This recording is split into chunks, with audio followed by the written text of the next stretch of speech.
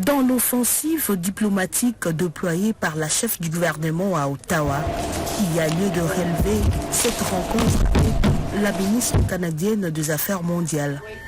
Les conséquences de conflits dans la partie est de la RDC, alimentées par la présence de troupes étrangères dont le Rwandais derrière le M23, ont fait l'objet de discussions franches entre Judith Suminwa-Tuluka et Mélanie Joly. Indignée par les violences persistantes en République démocratique du Congo, particulièrement les violences sexuelles et les violences de droits de l'homme, la ministre canadienne a exprimé la volonté de son pays à s'impliquer pour le retour de la paix en RDC. On a eu l'occasion d'avoir des bonnes discussions sur plusieurs sujets, notamment les investissements, infrastructures et comment on peut renforcer la relation entre le Canada et la RDC. On a aussi parlé comment on peut aussi améliorer la situation sécuritaire, notamment dans l'Est du pays.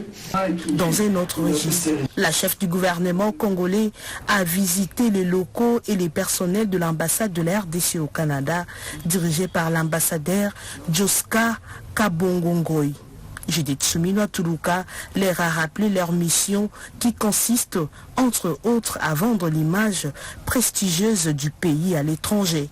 Cette ambassade est très dynamique et très active et c'est pour ça qu'en un laps de temps très court, on a pu avoir toutes ces audiences-là et c'est quelque chose d'important. Au moment où la République démocratique du Congo est en train de porter haut sa diplomatie et veut se faire connaître au niveau international, qu'on puisse avoir toutes ces rencontres, c'est quelque chose de vraiment important. La première ministre a en outre échangé avec les animateurs de partis politiques membres de la majorité parlementaire basée à Ottawa. Elle les a invités à accompagner le gouvernement souminois pour reconquérir la place de la RDC au niveau international.